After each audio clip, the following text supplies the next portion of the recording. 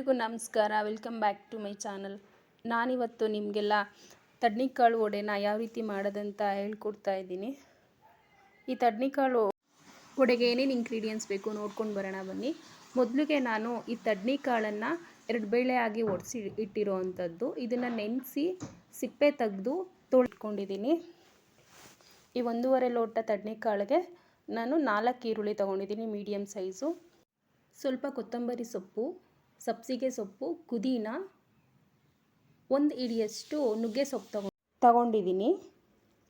Next ಮಸಾಲೆಗೆ 8 ರಿಂದ 10 ಒಣಮೆಣಸಿನ್ಕಾಯಿ, 1 ಗೆಂಡೆ ಬೆಳ್ಳುಳ್ಳಿ, ಅದರಲ್ಲಿ ಅರ್ಧದಷ್ಟು ಶುಂಠಿ, 4 ಲವಂಗ, 2 ಇಂಚಷ್ಟು ಚಕ್ಕೆ, ಅರ್ಧ ಸ್ಪೂನ್ ಜೀರಿಗೆ, ರುಚಿಗೆ ತಕ್ಕಷ್ಟು ಉಪ್ಪು.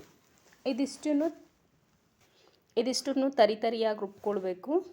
ರುಬ್ಕೊಂಡು ಇದನ್ನು 2 ಬ್ಯಾಚ್ ಆಗಿ ರುಬ್ಕೊಳ್ಬೇಕಾಗುತ್ತೆ. ಹಸಿ ತಡ್ನಿಕಾಳನ್ನ ರುಬ್ಕೊಂಡಿರೋ ಅಂತಹ ಮಸಾಲೆನ 2 ಬ್ಯಾಚ್ಗೂ ಸ್ವಲ್ಪ ಹಾಕ್ಕೊಂಡು ತರಿಯಾಗಿ ರುಬ್ಕೊಳ್ಬೇಕು.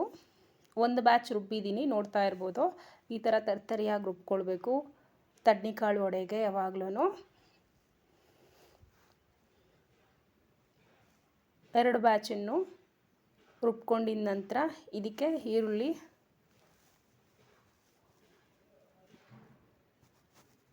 ಕಟ್ ಮಾಡಿ ತೊಳೆದಿಟ್ಕೊಂಡಿರೋ ಅಂತಹ ಸೊಪ್ಪೆಲ್ಲ ರೀತಿ ಸೊಪ್ಪನ್ನು ಹಾಕ್ಬೋದು, ಚೆನ್ನಾಗಿ ಬರುತ್ತೆ ವಡೆ. ಸೊಪ್ಪೆಲ್ಲ ಹಾಕಿ ಮಿಕ್ಸ್ ಮಾಡಿಕೊಂಡು ಪಕ್ಕದಲ್ಲಿಟ್ಟು ಇನ್ನೊಂದು ಸೈಡು ಬಾಣಲೆಯಲ್ಲಿ ಎಣ್ಣೆ ಹಾಕಿ ಕಾಯೋದಕ್ಕಿಟ್ಟಿದೆ. ಎಣ್ಣೆ ಕಾದಿದೆ. ಇದಕ್ಕೆ ತಟ್ಟಿ ಎಲೆಲಾದರೂ ವಿಳ್ಯದೆಲೆಲಾದರೂ ತಟ್ಟಿ ಬಿಡ್ಬೋದು ವಡೆನ, ಕೈಯಲ್ಲಾದರೂ ತಟ್ಟಿ ಬಿಡ್ಬೋದು. ಒಂದೊಂದೇ ವಡೆಗಳನ್ನು ಹಿಂಗೆ ತಟ್ಟಿ ಬಿಡ್ತಾಯಿದ್ದೀನಿ.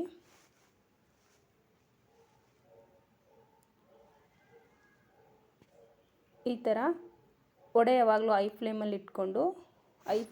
ಅಥವಾ ಮೀಡಿಯಮ್ ಫ್ಲೇಮಲ್ಲಿ ಇಟ್ಕೊಂಡು ವಡೆ ಬೇಯಿಸ್ಬೇಕಾಗುತ್ತೆ. ತುಂಬಾ ಬೇಯಿಸ್ಕೊಳ್ಬಾರ್ದು,